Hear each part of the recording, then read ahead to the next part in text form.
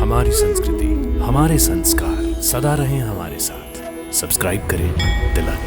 हे भद्रे, मैं तुम्हें एक गूढ़ रहस्य की बात बताने आई हूँ। सर्वेश्वर भगवान की प्रेरणा से मैंने देवकी के उदर से उसके 7वें गर्भ का संकर्षण करके अभी उसे देवी रोहिणी के गर्भ में स्थापित कर दिया है।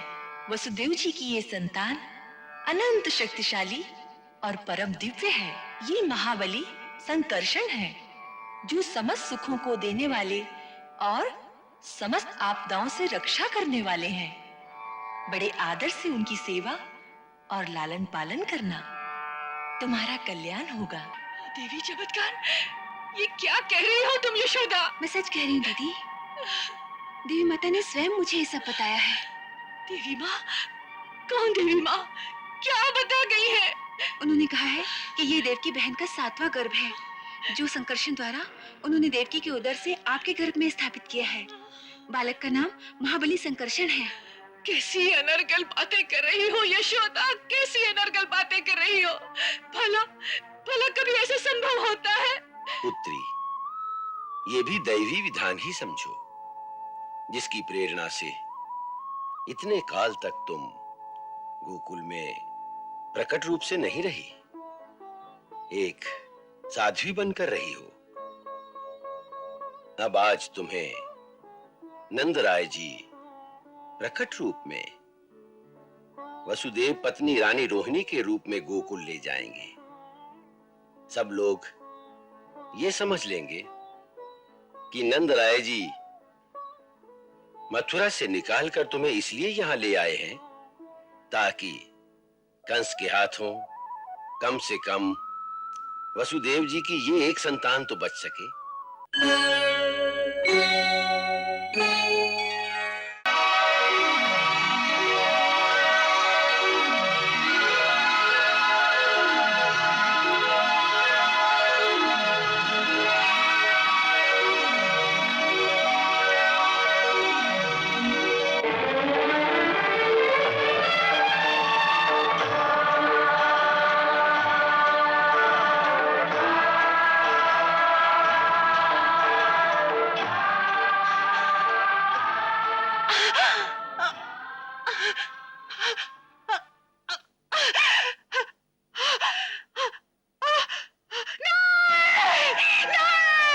क्या हुआ?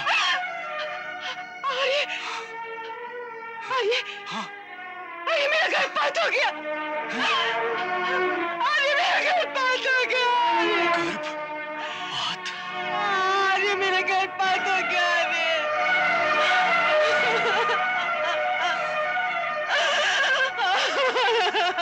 अरे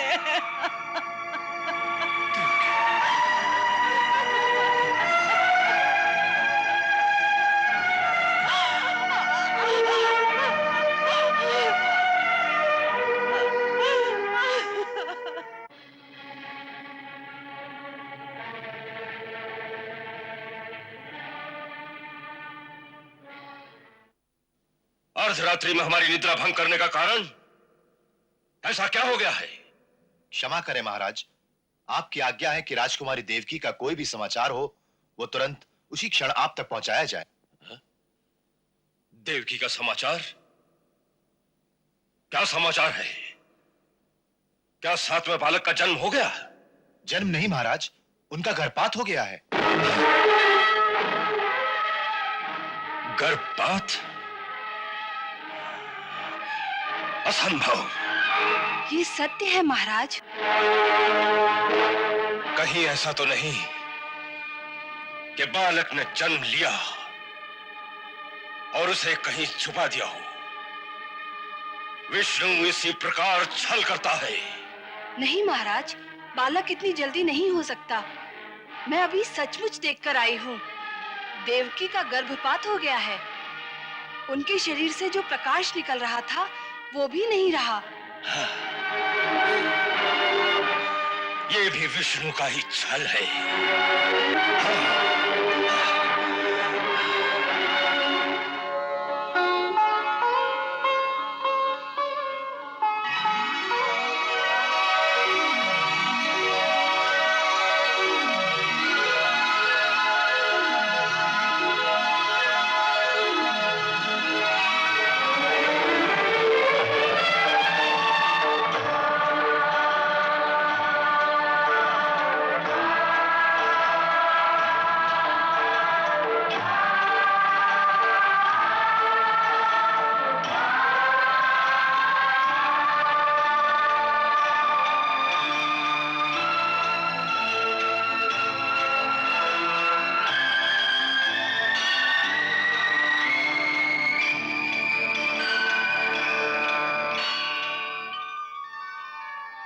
धर्मात्मा यशोदा, जागो जागो।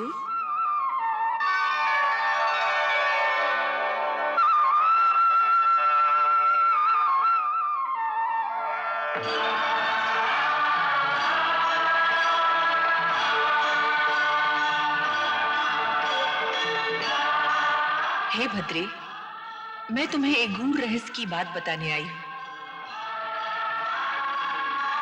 सर्वेश्वर भगवान की प्रेरणा से मैंने देवकी के उदर से उसके 7वें गर्भ का संकर्षण करके अभी-अभी उसे देवी रोहिणी के गर्भ में स्थापित कर दिया है।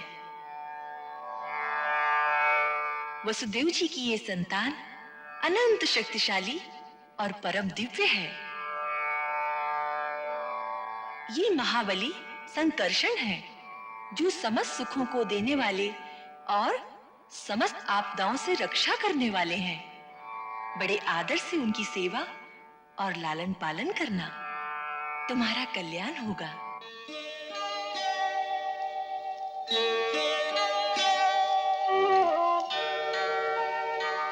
हे भद्रे, मैं तुम्हें एक और रहस्य बताने आई हूं। स्त्री के 2 परम सुख हैं। एक धर्मात्मा पति की अर्धांगिनी बनना और दूसरा अच्छी आज्ञाकारी संतान की माता होना। ये दोनों सुख तुम्हें प्राप्त होंगे। परंतु हे देवी माता, मेरा सुख तो अभी आधा ही है। पत्नी बनने का सुख तो प्राप्त है, परंतु संतान का मुख देखने की लालसा अभी अधूरी है। अब उसका शुभ समय भी आ गया है। अपने कुल गुरु महर्षि शांडिल्य से प्रार्थना करो कि वो संतान प्राप्ति के लिए तुम दोनों से यज्ञ कराएं, तो अति शीघ्र ही तुम्हारी गोद भी हरी हो जाएगी।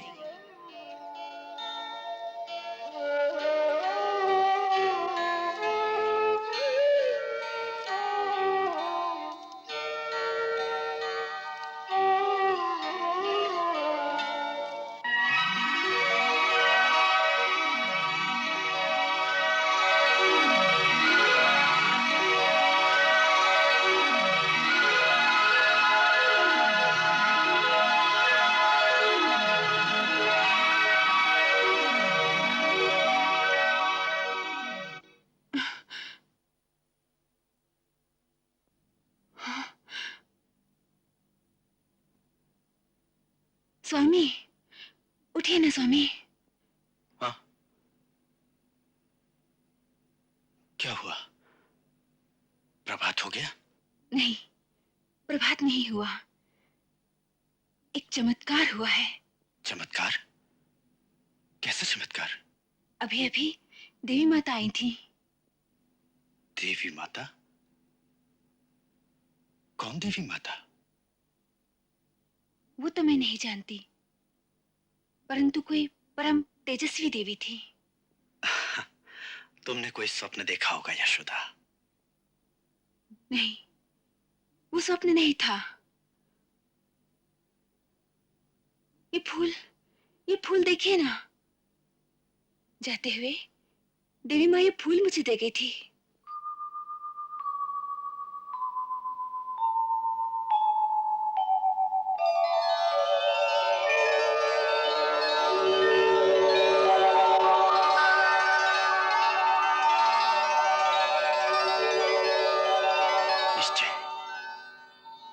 निश्चय ही तुमने देवी के साक्षात दर्शन किए हैं यशोदा।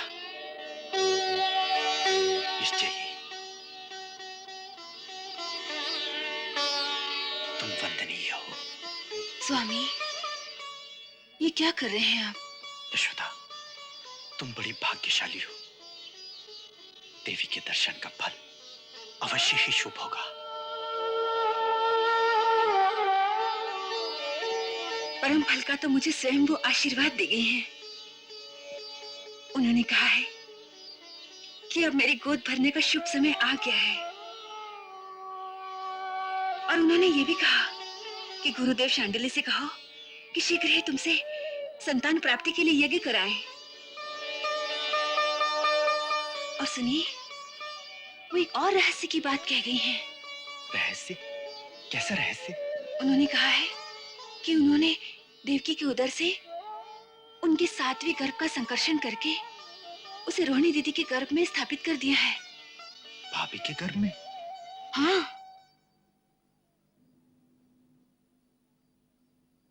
इस बात का अर्थ भी जानती हो?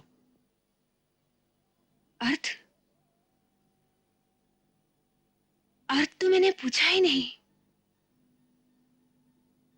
इसका अर्थ है ये कोई बड़ा दैवी चमत्कार है। ये कोई साधारण बात नहीं। हाँ,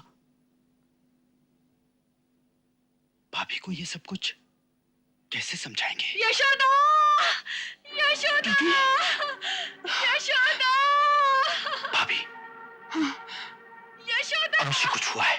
चलो। यशोदा, यशोदा, हे प्रभु, ये देखो क्या हो रहा है। मेरे उदर से एक प्रकाश सा चारों ओर फैल रहा है और देखो मेरा उदर भी बढ़ता जा रहा है। समझ में नहीं आ रहा ये कैसी घटना है। ये घटना नहीं है दीदी, ये तो देवी चमत्कार है। देवी चमत्कार? ये क्या कह रही हो तुम यशोदा? मैं सच कह रही हूँ दीदी। देवी माता ने स्वयं मुझे ये सब बताया है। देवी माँ? कौन देवी माँ? क्या बता गई है? उन्होंने कहा है कि ये देवकी बहन का 7वां गर्भ है, जो संकर्षण द्वारा उन्होंने देवकी के उदर से आपके गर्भ में स्थापित किया है। बालक का नाम महाबली संकर्षण है। कैसी अनर्गल बातें कर रही हो यशोदा, कैसी अनर्गल बातें कर रही हो। भला भला कभी ऐसा संभव होता है?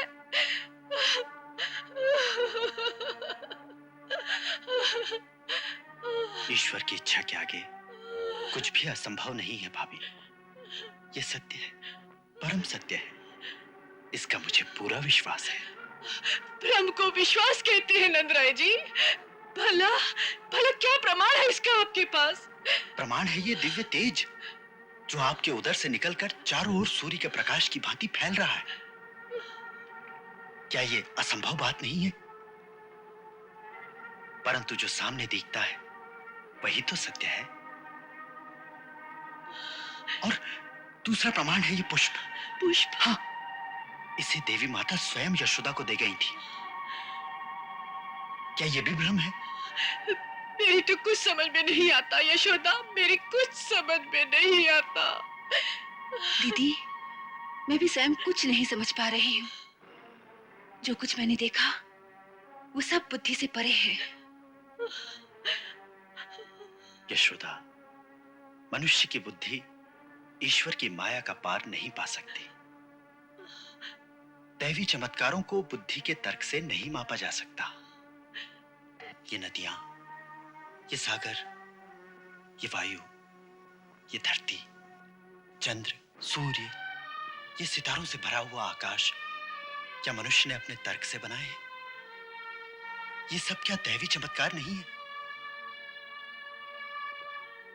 इसीलिए मनुष्य को चाहिए कि वो अपने तर्क वितर्क छोड़कर ईश्वर की हर आज्ञा को श्रद्धा और भक्ति के साथ स्वीकार कर ले। इसी में उसका कल्याण है। नहीं नहीं नहीं नंदराय जी, नहीं। आपके परामर्श अनुसार मैं इतने वर्षों तक आपके घर में एक साध्वी का वेश धारण करके रहती रही। यहाँ गांव वालों को भी मालूम नहीं कि मैं कुमार वसुदेव की पहली पत्नी रोहिणी हूँ। ऐसी अवस्था में ये समस्या कितनी विकट है, हम सबकी कितनी निंदा हो सकती है। तनिक सोचिए, कौन मानेगा कि ये देवी चमत्कार है नंदराय जी? कौन मानेगा?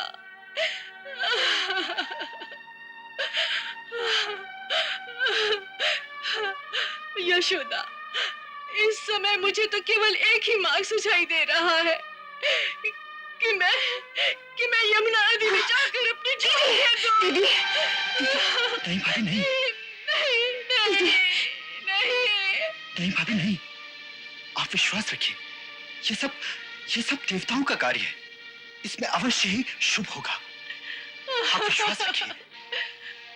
हम तो अल्पबुद्धि संसारी लोग हैं, दैवी योजनाओं को हम नहीं समझ सकते। तो और कौन समझ सकता है नंदराय जी, और कौन समझ सकता है? गुरुदेव, हाँ, वो अवश्य जानते हैं इस बारे में। हमारे कुलगुरु शांडिल्य साक्षात देवता हैं। वो दिव्य दृष्टि से देखकर सब कुछ बता सकते हैं।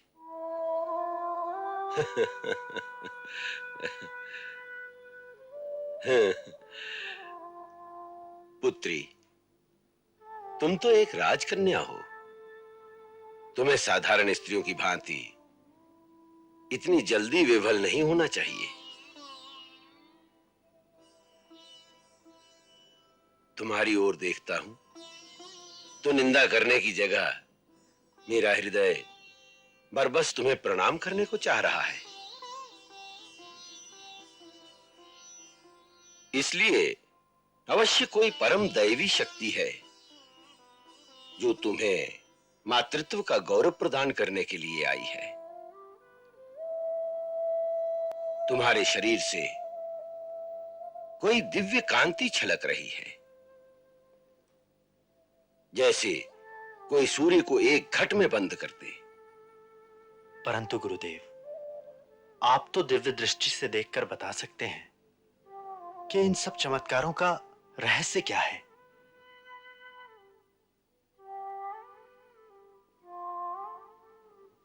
नंदराय जी, मैं इतनी पीढ़ियों से तुम लोगों के वंश के कुल गुरु होने का दायित्व संभाले बैठा हूं।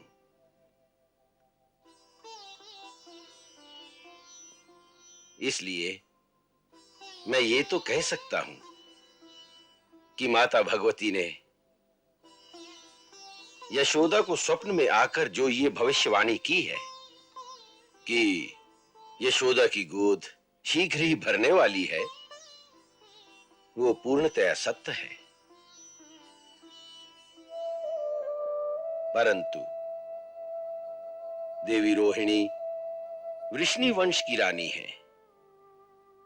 वृष्णि वंश के कुल गुरु होने का भार ब्रह्मा जी ने परम पूजनीय महर्षि गर्ग को सौंपा है।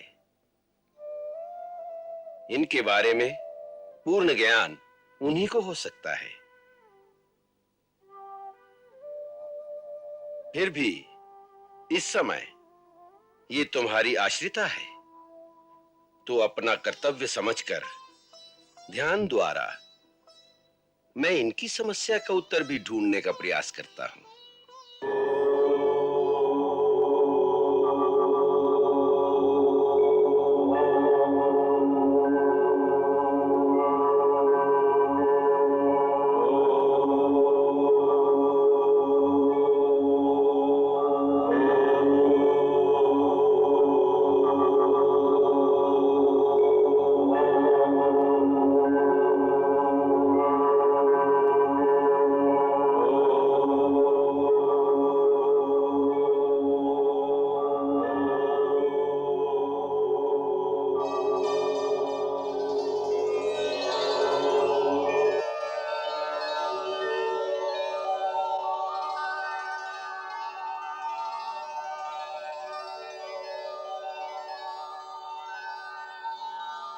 महामुनि, आपके आवाहन पर हम आ गए हैं।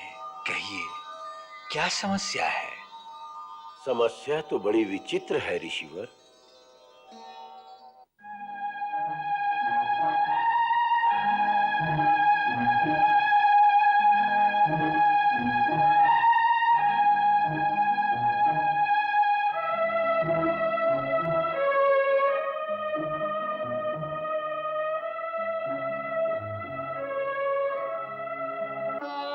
आपके प्रश्न का उत्तर पाने के लिए मैं आध्यात्मिक लोकों में बहुत दूर तक हो आया हूं, परंतु अब ऐसा लगता है कि अब जो हो रहा है वो मन, दृष्टि और ज्ञान की सीमा से भी परे है।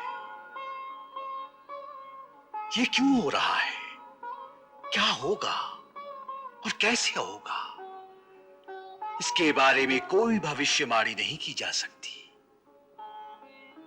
परंतु भगवान, आप तो स्वयं ब्रह्मा जी के पुत्र हैं। उस पर शिव जी के साक्षात शिष्य भी हैं। भूत और भविष्य तो आपको हाथ पर रखे आंवले की भांति दिखाई देता है, फिर भी आप ऐसा कहते हैं तो आश्चर्य होता है।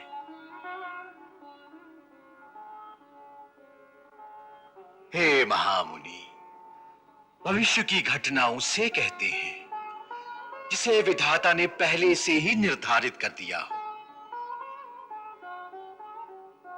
उसकी भविष्यवाणी तो की जा सकती है, परंतु अब जो होने जा रहा है वो उनकी इच्छा पर निर्भर है जो विधाता के भी विधाता हैं। उनकी इच्छा तो विधाता भी नहीं जान सकते।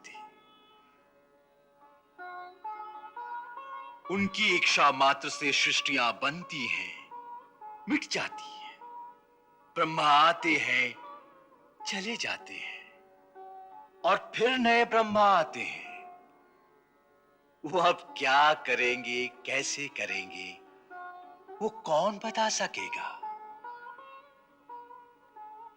हाँ, देवलोक और दूसरे सभी दिव्य लोकों में मैं जहां जहां गया, वहां इस बात की चर्चा अवश्य है कि वराह कल्प की 28वीं चतुर्युगी के द्वापर युग में भगवान श्री कृष्ण धरती पर स्वयं पधारेंगे। सो अब ये बात निश्चित है कि अवतार ग्रहण का समय आ गया है और विष्णु वंश का कुल गुरु होने के नाते मैं ये भी जान गया हूं कि देवकी के 7वें गर्भ का संकर्षण करके जिन्हें अब रोहिणी के गर्भ में स्थापित किया गया है, वो स्वयं भगवान शेषनाग हैं। परंतु इस रहस्य को अब गुप्त ही रखना उचित होगा। परंतु देवकी की कोख से जन्म क्यों नहीं मिला? इसलिए कि रोहिणी पिछले जन्म में महर्षि कश्यप की दूसरी पत्नी कद्रु थी, जिसने सब नागों को जन्म दिया था और नागमाता कहलाई। उस जन्म में स्वयं वसुदेव जी ही महर्षि कश्यप थे और देवकी उनकी ज्येष्ठ पत्नी अदिति थी। तब अदिति के गर्भ से वामन भगवान का जन्म हुआ और कद्रु के गर्भ से नाग सृष्टि बनी। इसीलिए भगवान शेषनाग माता रोहिणी को अपनी माता होने का गौरव प्रदान करने आए हैं।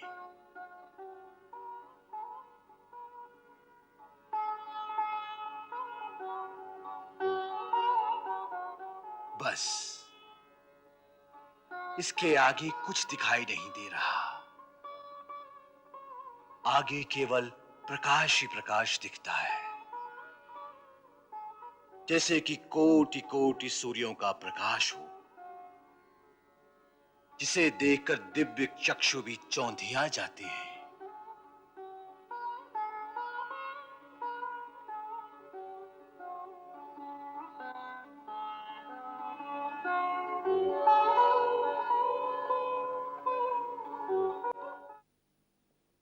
पुत्री, भगवती योग माया ने देवकी के गर्भ से संकर्षण करके जो दिव्य जीव तुम्हारी कोख में स्थापित किया है, वो बालक साधारण जीव नहीं है।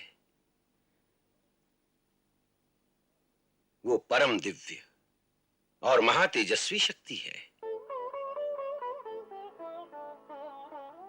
जब देवकी के अष्टम गर्भ से जगत का तारनहार प्रकट होगा, तो तुम्हारा ये दिव्य बालक असुरों के विनाश में उनकी सहायता करेगा।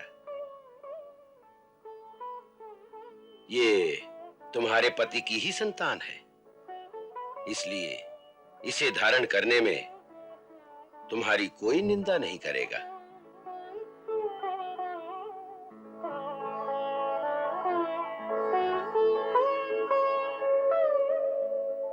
संसारी आने वाले युगों में इस महाशक्ति की माता होने के नाते तुम्हारी स्तुति करेंगे।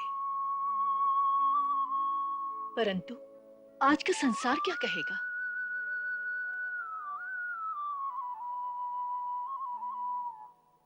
पुत्री, ये भी दैवी विधान ही समझो, जिसकी प्रेरणा से इतने काल तक तुम गोकुल में प्रकट रूप से नहीं रही, एक साध्वी बनकर रही हो। अब आज तुम्हें नंदराय जी प्रकट रूप में वसुदेव पत्नी रानी रोहिणी के रूप में गोकुल ले जाएंगे। सब लोग ये समझ लेंगे कि नंदराय जी मथुरा से निकालकर तुम्हें इसलिए यहां ले आए हैं ताकि कंस के हाथों कम से कम वसुदेव जी की ये एक संतान तो बच सके। देवी, प्रभु कृपा से इस संसार में तुम्हारा यश ही होगा।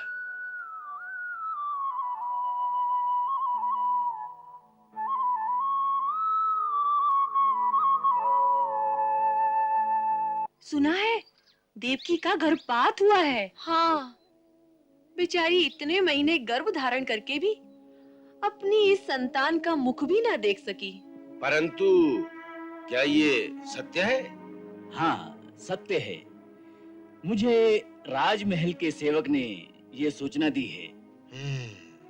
ये तो बड़ी समस्या है। समस्या? समस्या कैसी काका? समस्या ये है कि ये तो 7वां गर्भ था। आकाशवाणी के अनुसार इसके पश्चात अष्टम गर्भ में तारणहार के अवतरित होने की बात थी।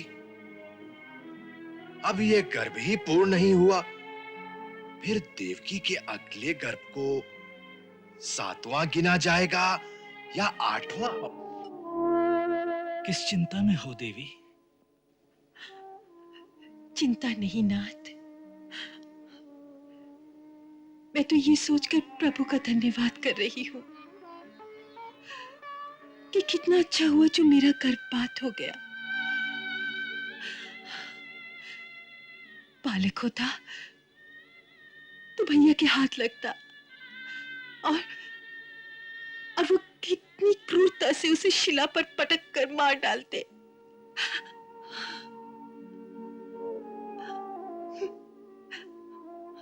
उस पीड़ा से तो बच गया।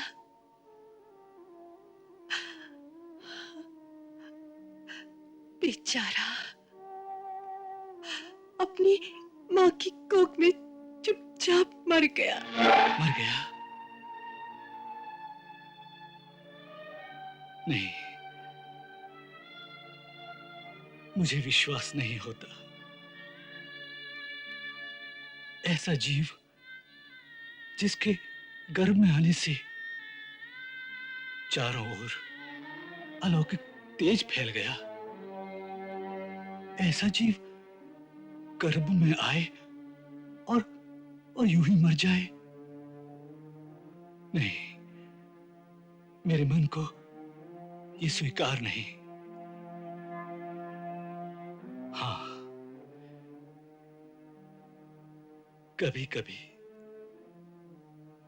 मेरे मन में ये विचार आता है कि कदाचित हमारी पीड़ा से द्रवित होकर प्रभु ने समय से पहले ही हमारी 7वीं संतान का अंत कर दिया, ताकि उस तारणहार के आने का समय और निकट आ सके। मैं इन गुड़ बातों को नहीं समझ सकती। मैं तो केवल यही जानती हूँ कि एक माता के हृदय की पीड़ा को अब प्रभु भी सह नहीं सकते। इसीलिए उन्होंने मुझ पर दया करके एक ऐसी लीला की है जिससे मुझे अपनी आंखों के सामने अपनी एक और संतान की हत्या होते न देखनी पड़े।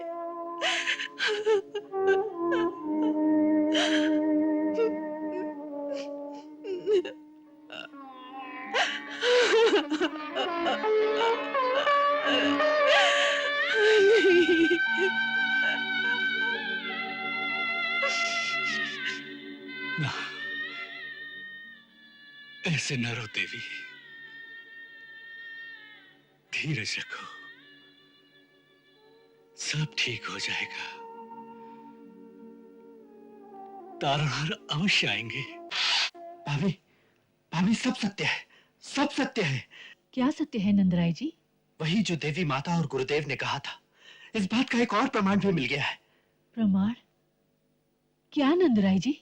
अभी अभी मथुरा से कलवा आया है। मैंने उसे नगर के समाचार जानने के लिए भेजा था। उसने आकर बताया कि अभी कुछ दिनों पूर्व कारागार में रात्रि के समय देवकी का गर्भपात हो गया था। ये वही रात्रि थी, वही रात्रि जिस रात में देवी माता ने यशोदा को साक्षात दर्शन दिए थे। अब तो आपको विश्वास हो गया कि वो सब कुछ सत्य था। अब तो आप प्रसन्न हो जाइए। प्रसन्नता की एक बात और भी है नंदराय जी। क्या? यदि ये सब सत्य है तो फिर देवी माता का ये वरदान कि यशोदा बहन की गोद भी भरने वाली है, फिर तो वो भी सत्य सिद्ध होगा। अब आप शीघ्र ही गुरुदेव शांडिल्य से कहकर यज्ञ का अनुष्ठान कीजिए। वो तो मैं बताना ही भूल गया। क्या? गुरुदेव ने इसी एकादशी को यज्ञ का अनुष्ठान किया है। अच्छा, हमें आज से ही व्रत धारण करना होगा यशोदा।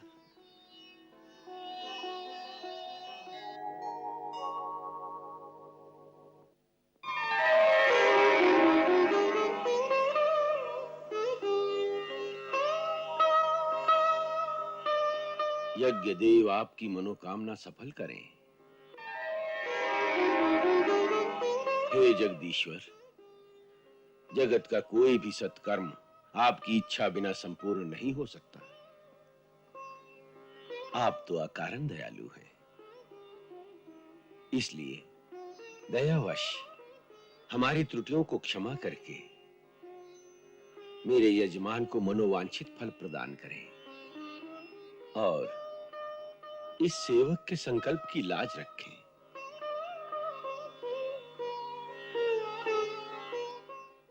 पता है, देवकी फिर गर्भवती हुई है।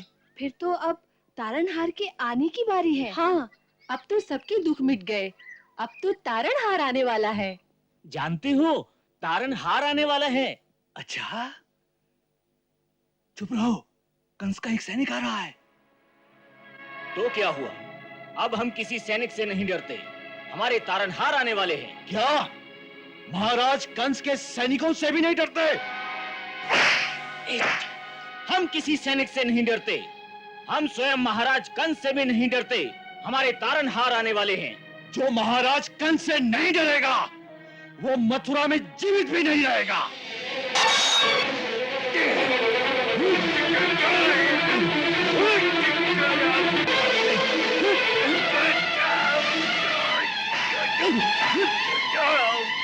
अब हम जीवित रहे या ना रहे, तुम इसकी चिंता मत करो।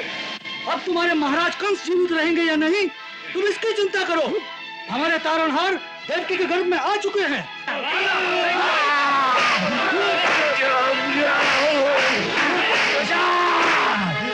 हमारे तारणहार आने वाले हैं।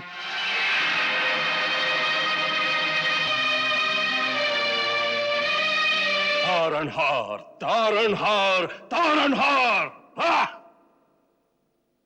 किस तारणहार का नाम लेते हैं? हाँ! सेनापति, हमारे सैनिक के अपमान का मोल मथुरा वासियों को चुकाना पड़ेगा। जो तारणहार का नाम ले उसकी जीवा खींच लो। जो विष्णु की पूजा करता दिखाई दे उसका मस्तक काट दो। उनको ये पाठ अच्छी तरह से पढ़ा देना कि मथुरा में एक ही भगवान है और वो है कंस। कंस और केवल कंस।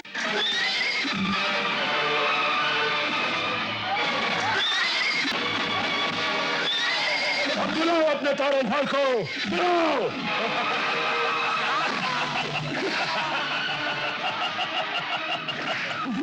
मारो और मारो।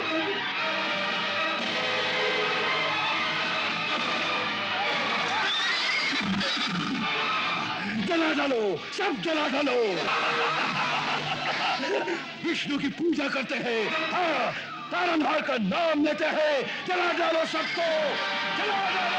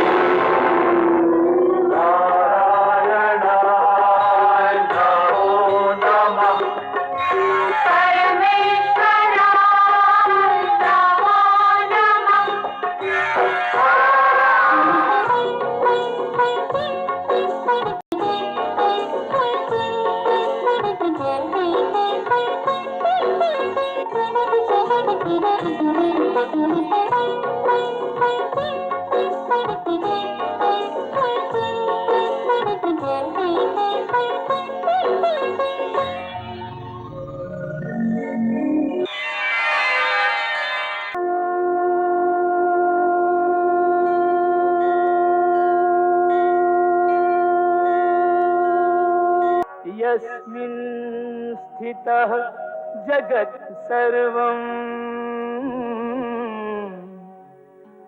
सा जननी गर्भे स्थितः निराकारः अजन्मयो सो वै साकारमागतः।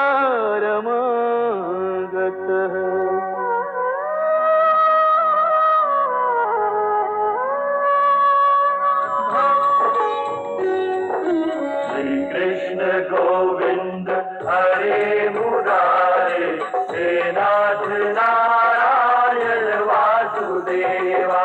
चित्तुमात स्वामी सखा हमारे, चित्तुमात स्वामी सखा हमारे। हे नाथ नारायण वासुदेवा, श्री कृष्ण गोविंद हरे मुरारे, हे नाथ नारायण वासुदेवा। हरे कृष्ण कृष्ण कृष्ण हरे हरे, हरे कृष्ण कृष्ण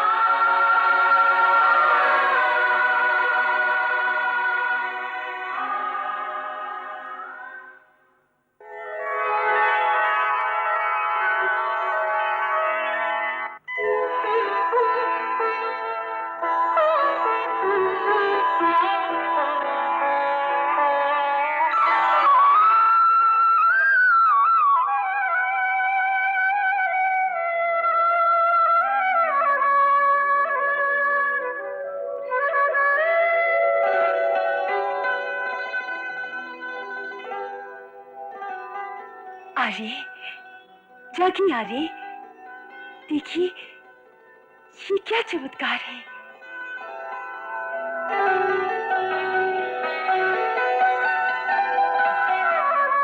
देखिए किसी ने चारों ओर फूल ही फूल बिखेर दिए हैं। फूल, स्वागत है प्रभु, स्वागत है। ये क्या कर रहे हैं आप? तारनहार को नमस्कार कर रहा हूँ देवी। तारनहार? कहाँ है तारनहार? वो जिनकी प्रतीक्षा सारा संसार कर रहा है, तुम्हारे गर्भ में पधार गए हैं। तुम्हारे उदर से एक एक नीली आभा चारों ओर प्रतिबिंबित हो रही है। तुम्हें अष्टम गर्भ की बधाई हो देवी।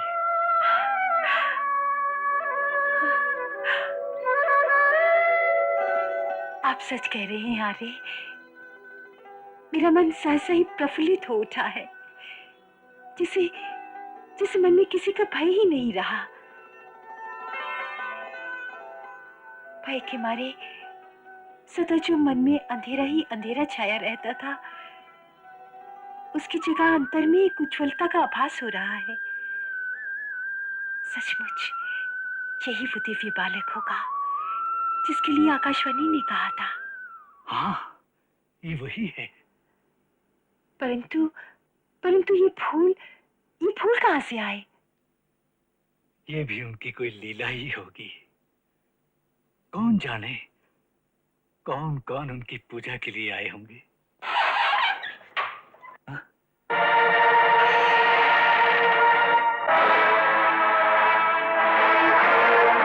अरे ये क्या?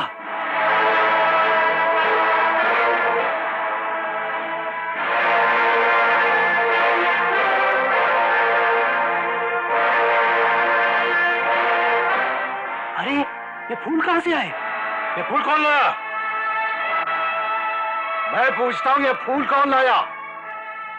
यही प्रश्न मैं तुमसे पूछ सकती हूँ कि हमारे सोते तुमने किसको अंदर आने दिया था? मैंने अंदर आने दिया? हाँ, सब तालों की चाबी तुम्हारे पास है, इसीलिए तुम द्वार खोलोगे तो कोई अंदर आएगा ना।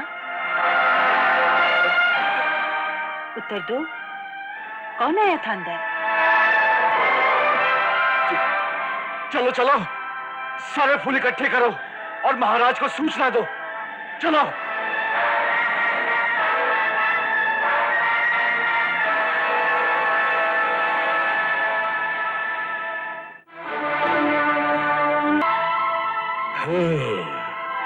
तो तुम्हारा कहना है कि इतने सारे फूल कारागार में स्वयं ही आ गए? इन्हें कोई ला नहीं है? जी, हमने किसी को भी अंदर आते हुए नहीं देखा। मिथ्या भाषण मत करो। फूल आए हैं तो उन्हें लाने वाला भी अवश्य कोई आया होगा। यह असंभव है कि फूल स्वयं आ जाए। असंभव तो है, परंतु ये सत्य है महाराज। असंभव सत्य नहीं हो सकता। अवश्य तुम लोगों को किसी ने खिला पिलाकर बेसुध कर दिया होगा। नहीं महाराज, नहीं। जब तक कोई प्रहरी पहरे पे रहता है, तब तक मैं उसे खाने पीने की आज्ञा नहीं देता।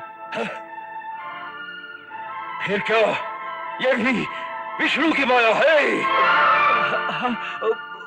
हो सकता है। हो सकता है, हो सकता है यही अष्टम गर्भ है। हाँ, इसी में विष्णु आएगा, इसी में। और फिर वो हर प्रकार का छल करेगा, हर प्रकार का।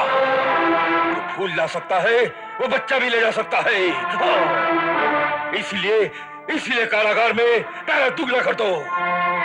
हर द्वार पर दो ताले लगा दो, दो ताले। एक परिचारिका हर समय बाहर से देवकी को ही देखती रहे, समझे? हाँ, ये विष्णु बहुत बड़ा मायावी है, बहुत बड़ा मायावी है। हो सकता है कि वो 9वें महीने की प्रतीक्षा भी ना करे, किसी भी समय गर्भ से प्रकट हो जाए। इसलिए प्रातः साय दोनों समय हमें पूरी सूचना मिलनी चाहिए, समझे? हाँ, और किसी ने भी हमारी आज्ञा की अवहेलना की तो हम उसके टुकड़े टुकड़े कर देंगे, समझे?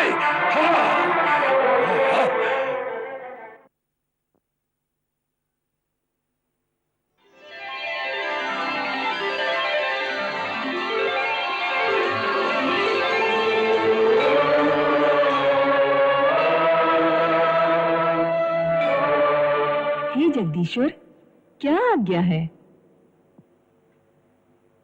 देवी योग माया, अब धरती पर तुम्हारे प्रादुर्भाव का समय आ गया है। मेरे प्रादुर्भाव का स्वामी या आपके प्रादुर्भाव का? हम दोनों का। हम दोनों को एक साथ धरती पर प्रकट होना है। हम अपनी समस्त कलाओं सहित देवकी के पुत्र बनेंगे और तुम नंद की पत्नी यशोदा के गर्भ से जन्म लेना। तत्पश्चात परिस्थितिवश हम दोनों एक दूसरे के माता पिता की गोद में चले जाएंगे। सो एक प्रकार से तुम हमारी बहन कहलाओगी।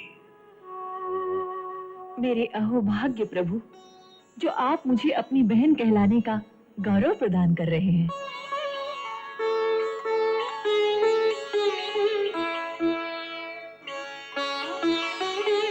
देवी योग माया, जब तुम धरती पर जाकर अंतर्धान हो जाओगे तो संसार के सारे लोग जगह जगह मंदिर बनाकर तुम्हारी स्थापना करेंगे। पृथ्वी पर भक्तजन भिन्न भिन्न नामों से तुम्हारी पूजा करेंगे। मृत्युलोक के प्राणी तुम्हें दुर्गा, भद्रकाली, नारायणी, विजया, वैष्णवी, चंडिका, ईशानी, शारदा, क्षीर भवानी, अंबा तथा अंबिका आदि बहुत सारे नामों से पुकारेंगे। और तुम समस्त प्राणियों को मुंह मांगे वरदान देने में समर्थ होगी। वरदान देते समय हमारी सारी शक्तियां तुम्हारे अधीन हो जाएंगी। सो हे भद्रे, हमारी प्रेरणा के अनुरूप तुम अपने कर्तव्य का पालन करो। जो आज्ञा स्वामी।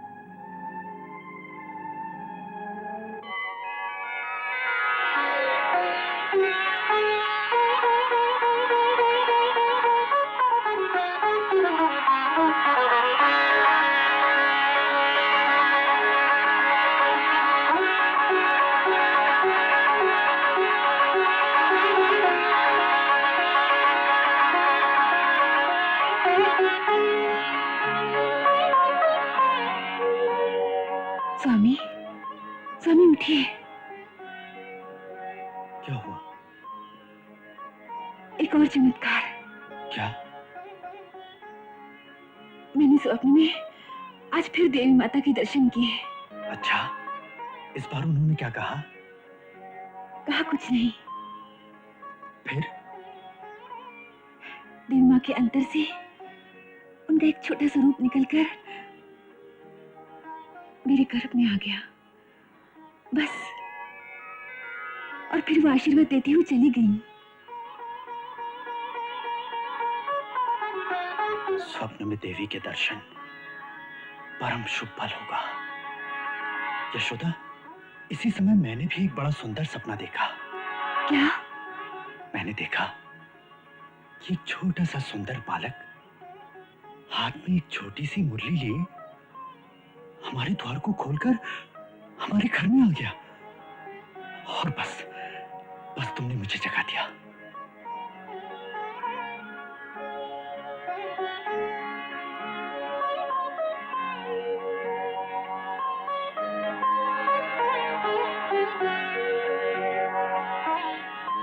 कितनी सुंदर कल्पना है। कल्पना नहीं यशोदा, ऐसा लगता है जैसे ये तुम्हारे स्वप्न का फल है। सुंदर बालक, हाथ में मुरली। सुंदर बालक, हाथ में मुरली। सुंदर बालक, हाथ में मुरली। गुरुदेव, देव की भाभी के अष्टम गर्भ धारण करने से कंस बहुत उत्तेजित हो गया है। अंदर से वो भयभीत भी है। भय और उत्तेजना के आवेश में वो कुछ भी कर सकता है गुरुदेव। इस समय हमें कुमार वसुदेव और देव की भाभी की सुरक्षा का विशेष साधन करना चाहिए। इसलिए मैंने गुप्त वेश में अपने आदमी कारागार के चारों ओर फैला दिए हैं, जो कंस और उसके कर्मचारियों की गतिविधि पर दृष्टि रखेंगे। अक्रूर जी, आपको ये सब करने की कोई आवश्यकता नहीं। जी? हाँ, क्योंकि जो तारणहार माता देवकी के अष्टम गर्भ में पधारे हैं, वो तो स्वयं ही इस जगत के रक्षक हैं। उनकी रक्षा कौन करेगा? आप ठीक कहते हैं गुरुदेव, परंतु गुरुदेव आप ही तो कहा करते हैं कि मनुष्य भगवान की शक्ति पर भरोसा करे, परंतु अकर्मण्य ना हो जाए। अपना कर्म, अपना कर्तव्य अवश्य करता रहे। इसीलिए आपकी सेवा में मार्गदर्शन के लिए आया हूं कि अब हमें क्या करना चाहिए, जिससे कंस कुमार वसुदेव और देव की भाभी को अचानक कोई क्षति न पहुंचा सके। उसी का उत्तर मैंने आपको दिया था कि आप उनके बारे में कोई चिंता ना करें।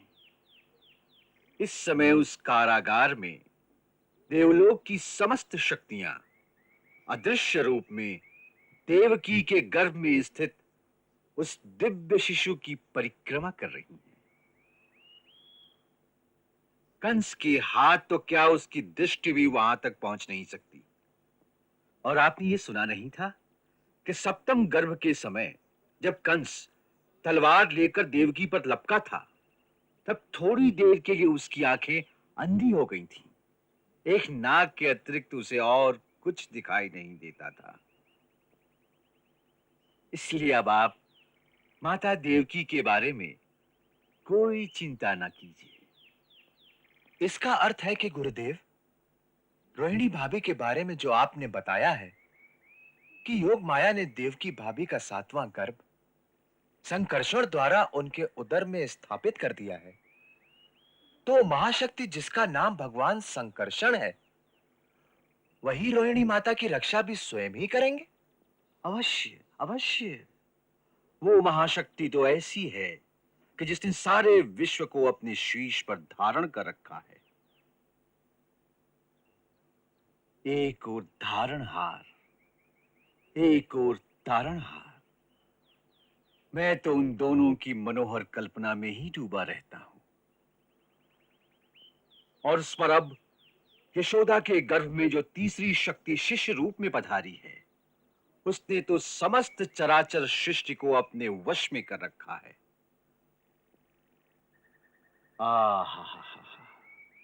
एक वो तो स्वयं सर्वशक्तिमान देवकी के गर्भ में, और फिर उधर उनकी 2 परम शक्तियां रोहिणी और यशोदा के गर्भ में। देखिए अक्रूर जी, इस धरती मां का सौभाग्य तो देखिए। आज तक किसी काल में, किसी लोक में ऐसी 3 महाशक्तियां एक साथ अवतीर्ण नहीं हुई। आज सारे विश्व में हमारी धरा भी वंदनीय हो गई है। आज दूसरे तारा मंडल से यदि कोई हमारी धरती को देखे, तो उसे हमारी धरती के चारों ओर एक दिव्य आभा की घटा दिखाई देती होगी।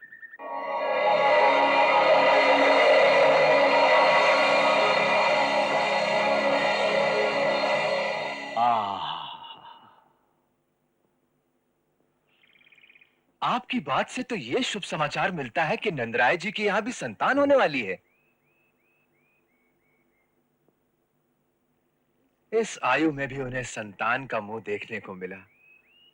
आहा, आहा, कितना शुभ समाचार है। और गुरुदेव, आपका कहना है कि यशोदा के उदर में भी कोई महाशक्ति है?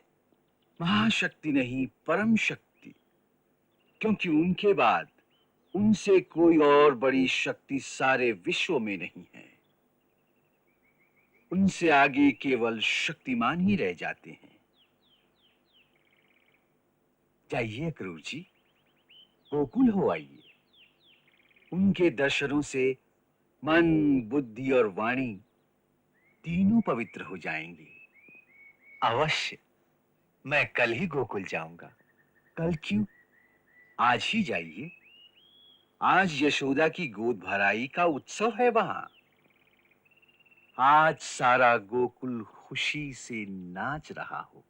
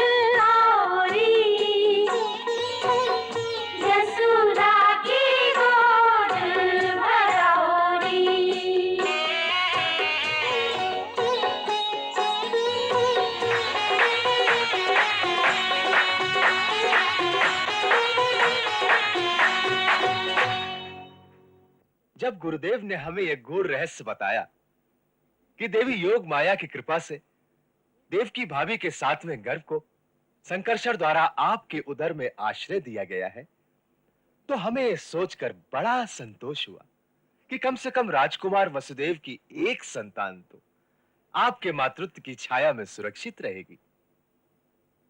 देवकी भाभी की जिस 8वीं संतान की लोग प्रतीक्षा कर रहे थे, उनके गर्भ में आने का समाचार पाते ही सारी प्रजा उत्तेजित सी हो गई है। देवकी भाभी फिर मां बनने वाली हैं? हाँ, इसलिए अब हमें देवकी भाभी के बालक की चिंता रहती है। परंतु महर्षि गर्ग हमारी चिंता पर हंसते हैं। वो कहते हैं कि जो सारे जगत की रक्षा करने वाला है, उसकी रक्षा के लिए आप क्यों चिंता करते हो? ठीक ही तो कहते हैं महर्षि गर्ग। वो तो ये भी कहते हैं कि देवी देवकी, देवी रोहिणी और आप तीनों के गर्भ में इस समय सृष्टि की 3 महानतम शक्तियों का वास है। उनका कहना है कि आध्यात्मिक इतिहास में ये तीनों शक्तियां इस धरती पर कभी एक साथ प्रकट नहीं हुई। इसका अर्थ है इस समय जो भी प्राणी धरती पर हैं, उन्हें कुछ ऐसे ऐतिहासिक क्षणों में जीने का सौभाग्य मिल रहा है जो युगों युगों में दुर्लभ है। इसके लिए हमें बारंबार प्रभु को प्रणाम करके अपने पूर्वजों का धन्यवाद करना चाहिए, जिनके पुण्य प्रताप से हमें यह सौभाग्य मिला कि हम इस युग में जी रहे हैं, जिस युग में तारनहार के चरण चिन्हों से ये धरती सुशोभित होगी। जय हो प्रभु, जय हो, जय हो। देवकी के इस बालक के प्रति महाराज कंस का रवैया कैसा है? देवी रोहिणी, यह तो प्रकट बात है कि वो भी इसी बालक की प्रतीक्षा में था, परंतु अब वो बड़ा सतर्क हो गया है। उसने कारागार का पहरा दुगना कर दिया है। दिन रात एक परिचारिका देवकी भाभी की हर बात पर दृष्टि रखने के लिए कारागार में ही रहती है। अभी तक वो स्वयं कारागार में कुमार वसुदेव और देवकी भाभी को देखने नहीं आया। सुना है कि 7वें गर्भ के समय जब वो कारागार में पहुंचा तो किसी नाग की फुंकार से वो थोड़ी देर के लिए अंधा हो गया था। हमारे गुप्तचरों का कहना है कि जब उसे अष्टम गर्भ के बारे में पता चला, बाहर से तो वो वीरता दिखाता है, परंतु अंदर से वो सहम गया है। रातों को वो सहसा उठकर विष्णु विष्णु चिल्लाने लगता है। हर वस्तु को, हर प्राणी को वो संदेह की दृष्टि से देखता है। उसे अब किसी पर भी विश्वास नहीं रहा।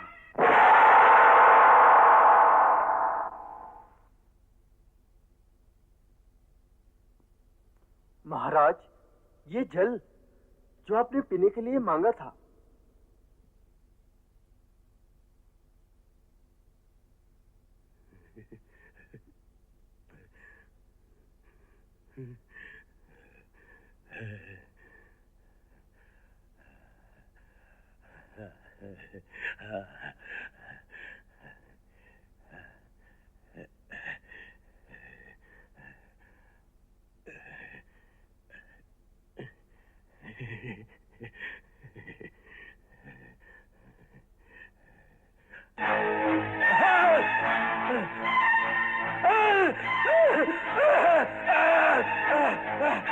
नहीं नहीं, हम ये जल नहीं पिएंगे। जाओ, ले जाओ इसे।